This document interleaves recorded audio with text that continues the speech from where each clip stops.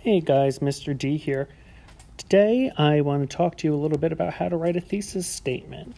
I'm going to be using Eric Maria Remarks All Quiet on the Western Front as my example. So before we begin, a few things that you have to be aware of. You must know how to properly emphasize a title. What I mean by that is, how do you format a title according to the MLA standards? So if it's a minor work, and by that I mean something printed inside of something else, a song title, right, lives inside of a record or an album. A TV show episode lives inside of the larger series.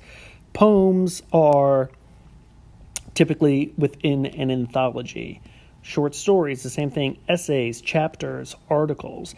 Anything that's essentially brief or lives inside of a larger publication is considered a minor work. So in that way, you would use quotation marks. So the Hemingway story, Hills Like White Elephants, is a short story. So it gets quotation marks. So major works, things that are published on their own, records, TV show series, movies, textbooks, novels, books, anthologies, newspapers, magazines, etc., they get italicized. Now, because we can't italicize our handwriting, when you are handwriting this, you underline. But when typing, you always italicize the title of a major work. So, for example, All Quiet on the Western Front is here. You'll even see it. I italicize it because it is the title of a novel. So, how to write a thesis statement. Typically, in the context of a larger essay, it is in your first paragraph, which we call the introductory paragraph or the thesis paragraph. And I like to keep it as the last sentence of that introduction paragraph in an essay. It should be one sentence long. There are sometimes exceptions to that, but for our purposes, we want to keep it to one sentence long. You definitely want to avoid contractions. Words like, I'm sure you know what contractions are, but can't, isn't, wheel, okay? Anything that is a contraction, you want to avoid. The word you, that's a no-no. Personal pronouns, words like I, me,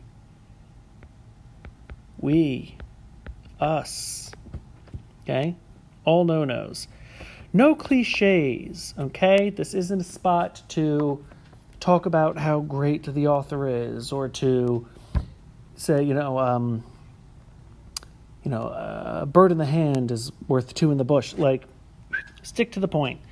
You want to avoid listing. Now, I know typically up until this point you have learned what we call a 3-point thesis, right? I like peanut butter and jelly because it's delicious, healthy, and, I like the smell of peanut butter, whatever. All right, we want to avoid that and move into a more sophisticated voice. So that's what we're going to be practicing here.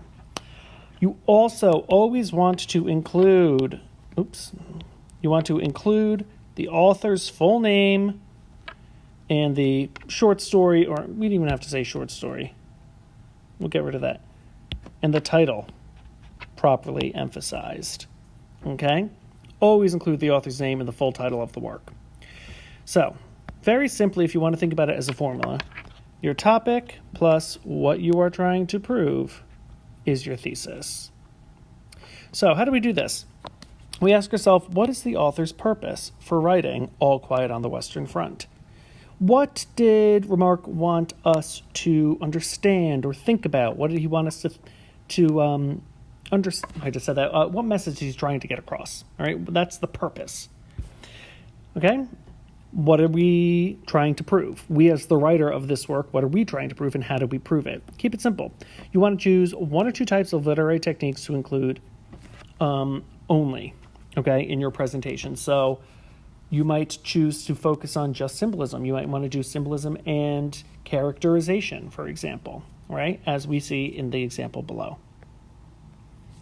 Throughout All Quiet on the Western Front, title, Eric Maria Remark, author's name, demonstrates the devastating effects and the brutality of war, purpose, through the experiences of the men and the passing along of Kemmerich boots. So this is how.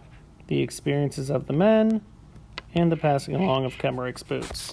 Okay? Now, below, we have the same exact thing, just rephrased. Maybe sometimes you like your thesis, but you don't like how you worded it. So in Eric Maria remarks, again, now we have, the author here, all quiet on the Western Front.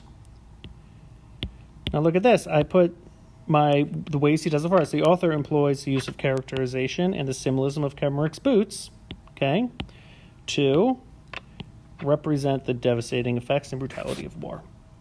So we have all those pieces that we're looking for in a nice, concise, clear statement. I, as your reader, know exactly what you're looking at, what you're going to be writing about, and it gives a clear start to your work.